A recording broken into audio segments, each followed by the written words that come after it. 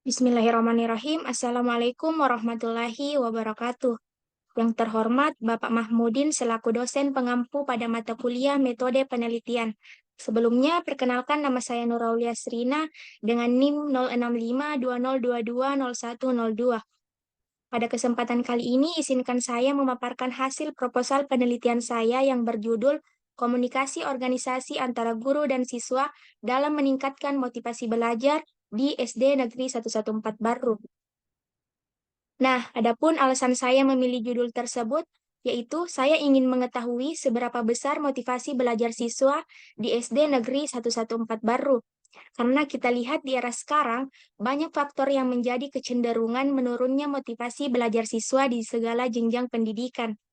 Karena motivasi belajar siswa sangat memiliki peran penting dalam hal menumbuhkan rasa semangat dan senang untuk mengikuti pelajaran di sekolah.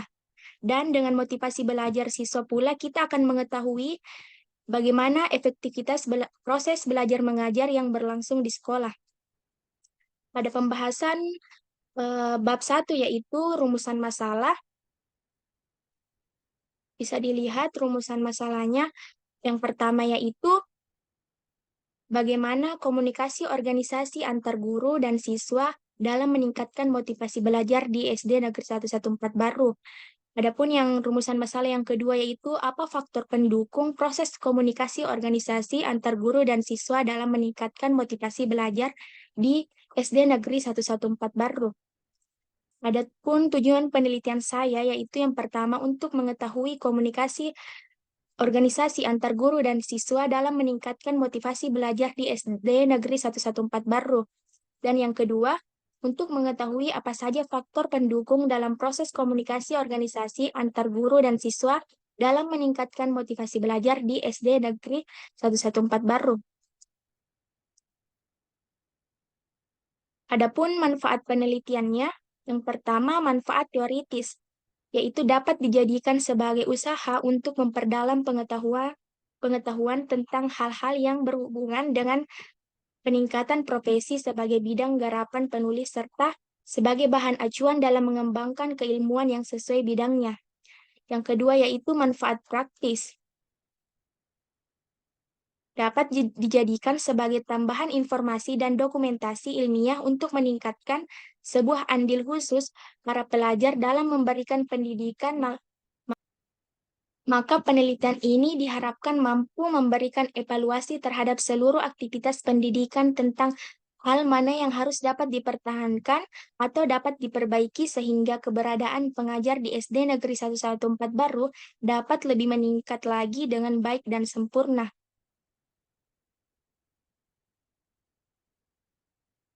Selanjutnya pada pembahasan bab 2 yaitu tinjauan pustaka, adapun teori-teori yang saya cantumkan di bab 2 yaitu yang pertama pengertian komunikasi, adapun yang kedua yaitu komunikasi organisasi, yang ketiga definisi guru dan siswa, dan yang terakhir itu motivasi belajar.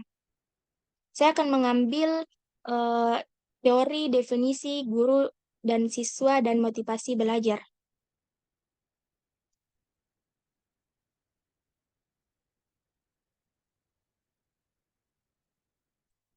Pengertian guru yaitu guru merupakan tenaga profesional yang memiliki tugas utama untuk mendidik, membimbing, mengajar, mengarahkan, menilai, melatih, dan mengevaluasi para peserta didik untuk jalur pendidikan formal pada pendidikan anak usia dini, pendidikan dasar, hingga pendidikan menengah.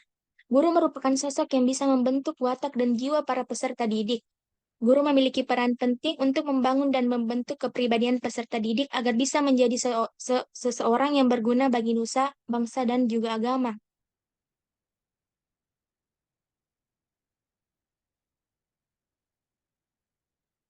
Guru dalam Kamus Besar Bahasa Indonesia yaitu orang yang pekerjaannya atau mata pencariannya yaitu dengan mengajar. Dengan demikian, orang-orang yang profesinya mengajar disebut guru, baik itu guru di sekolah maupun di tempat lain. Dalam bahasa Inggris, guru disebut juga teacher yang artinya pengajar, dan masih banyak istilah guru dengan bahasa yang berbeda-beda.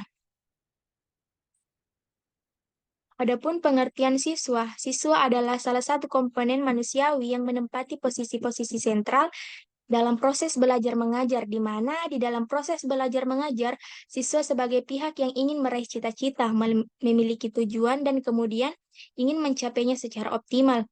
Siswa akan menjadi faktor penentu sehingga dapat mempengaruhi segala sesuatu yang diperlukan untuk mencapai tujuan belajarnya. Menurut Abu Ahmadi, siswa adalah orang yang belum mencapai dewasa yang membutuhkan usaha, bantuan, bimbingan dari orang lain yang telah dewasa guna melaksanakan tugas sebagai salah satu makhluk Tuhan, sebagai umat manusia, sebagai warga negara baik dan sebagai salah satu masyarakat, serta sebagai suatu pribadi atau individu. Adapun definisi motivasi belajar. Motivasi belajar merupakan salah satu faktor dalam menentukan keefektifan saat pembelajaran. Seorang peserta didik akan belajar dengan baik apabila disertai faktor pendorongnya, yaitu motivasi belajar.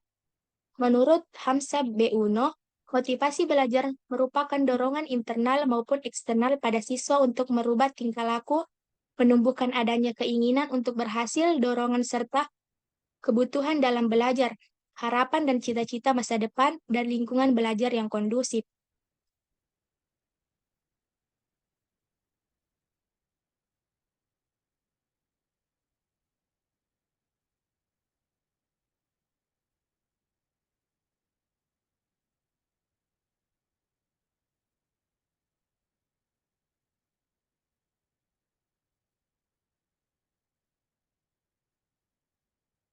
Nah, saya akan eh, lanjut ke definisi operasional.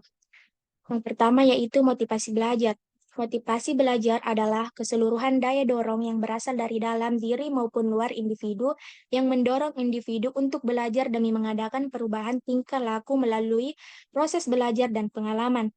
Dengan adanya motivasi belajar ini akan membuat individu semangat untuk melakukan kegiatan belajar.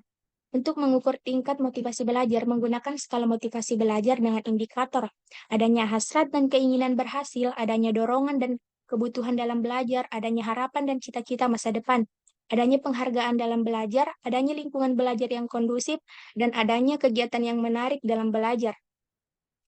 Yang kedua itu sikap siswa tentang cara mengajar guru.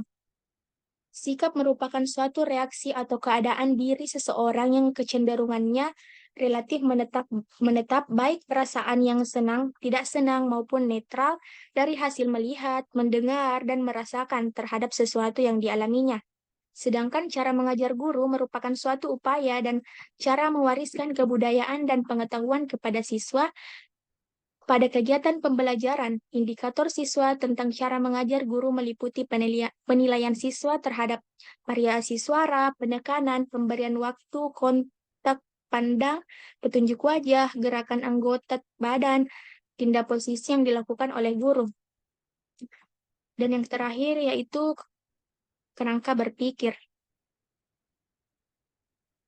Pada kolom awal yaitu komunikasi organisasi antar guru dan siswa.